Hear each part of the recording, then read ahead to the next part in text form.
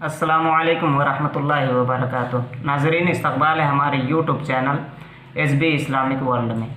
दोस्तों, आज हम लोग बात करेंगे माँ की आज़मत के बारे में कि माँ की ज़ात जो है वो क्या है, उससे कितनी बरकतें हैं, उसके पैरों तले क्या है, इन तमाम चीज़ों के बारे में आज हम लोग बात करेंगे।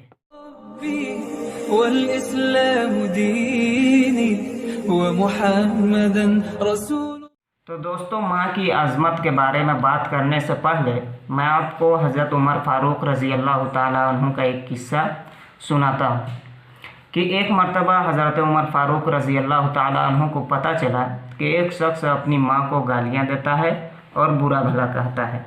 तो हज़रत उमर फ़ारूक रज़ी अल्लाह ताला अन्हु उसको पकड़वा के अपने पास लाते हैं और उसके पेट पर एक मशकीज़ा में पानी भरकर कसकर बंधवा देते हैं और लोगों को हुक्म देते हैं कि कोई भी इसके मशकीज़ों को ना खोले, और इस शख्स को भी कहता है कि मशकीज़ा अगर तू खोला तो तेरी खैर नहीं है। एक दिन बीतने के बाद वो शख्स बिलबिलाता हुआ हज़रत उमर रज़ी अल्लाह ताला अन्हु के पास आता है और कहता है कि मैं एक दिन से सही से सो नहीं सका हूँ, खाना खा नहीं सका हूँ, मेरे साथ बहुत ज़्यादा तकलीफ़ है, मैं कैसे गुजारूँ। तो हज़रत उमर फ़ारूक रज़ी अल्लाह ताला अन्हु उस मशकीज़े से आधा पानी कम कर देते हैं और बदस्तूर उस मशकीज़े को बंधा हुआ रहने देते हैं। इसी तरह दूसरे दिन वो शख्स अपनी माँ को सिफारिशी बनाकर हाजिर हुआ, बिलबिलाता हुआ हाजिर हुआ और हज़रत उमर रज़ी अल्लाह ताला अन्हु से उसकी माँ सिफारिश करने लगी कि मेरा बेटा 2 दिन से सही से खाना नहीं खाने सका है, पानी नहीं पीने सका है, सोने नहीं सका है और जो ज़रूरियात हैं उसको भी वो करने नहीं सका है। आप इसे माफ़ कर दें, आइंदा ये ऐसा नहीं करेगा। और वो शख्स भी अपने गुनाहों का एतराफ़ करता है, अपनी गलतियों का एतराफ़ करता है और हज़रत उमर रज़ी अल्लाह ताला अन्हु से माफ़ी मांगता है। हज़रत उमर रज़ी अल्लाह ताला अन्हु कहते हैं कि अगर तूने आइंदा अपनी माँ को इस तरह से बुरा भला कहा तो मैं तुझे निशाने इबरत बना दूँगा।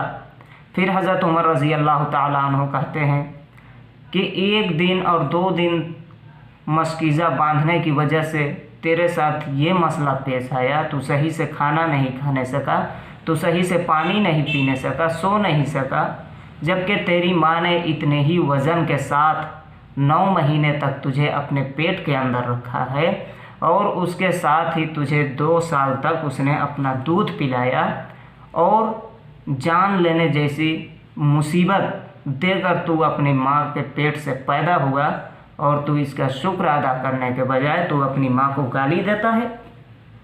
तो वो शख्स अपने गुनाहों पर और अपनी गलतियों पर शर्मिंदा हो जाता है। तो हज़रत उमर रज़ी अल्लाह ताला अन्हु उसको कहते हैं कि अगर तूने आइंदा अपनी माँ के साथ इस तरह का सलूक किया तो मैं तुझे निशान इबरत बना दूँगा, तुझे कहीं का मैं नहीं छोड़ूँगा। दोस्तों, बात गौर करने की है कि माँ क्या ज़ात है। माँ एक ऐसी ज़ात है जिससे हर इंसान की उम्मीदें जुड़ी होती है। माँ ऐसी एक ज़ात है जो बुढ़ापे तक अपने बच्चे को प्यार करती है। माँ एक ऐसी ज़ात है जो अपने बच्चे से कभी खफा नहीं होती है, चाहे वो कितनी ही गलतियाँ क्यों ना कर ले। माँ एक ऐसी ज़ात है जो अपने बच्चे को हमेशा अपने दिल के में रखती है, हमेशा अपनी यादों में रखती है। तो वो ज़ात है माँ। माँ वो ज़ात है जिसके पैरों के तले जन्नत को अल्लाह तबारक व तआला ने रख दिया है। माँ ऐसी ज़ात है जिसकी खुशी अल्लाह की खुशी है, जिसकी रज़ा अल्लाह की रज़ा है। माँ अगर खुश है तो अल्लाह खुश है।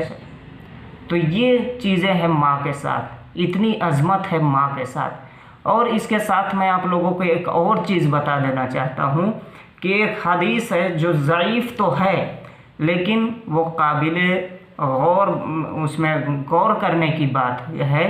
अगरचे वो हदीस ज़ईफ़ है और उलमा इकराम और मुहद्दिसीन ने उस हदीस पर बहुत ज़्यादा कलाम किया है, लेकिन बात यह है उस हदीस की कि उस हदीस में ये कहा गया है कि हुजूर सल्लल्लाहु अलैहि वसल्लम की तरफ निस्बत करके कि आप सल्लल्लाहु अलैहि वसल्लम ने फरमाया कि अगर मैं इशा की नमाज में खड़ा होता और सूरह फातिहा की तिलावत कर चुका होता और मेरी माँ मुझे आवाज़ देती मोहम्मद कह के, तो मैं नमाज तोड़ के अपनी माँ के पास हाजिर हो जाता। दोस्तों, हदीस ज़ईफ़ है, लेकिन बात यहाँ पे गौर करने की ये है कि माँ एक ऐसी ज़ात है जिसके लिए नमाज तक को तोड़ने की बात कही जा रही है।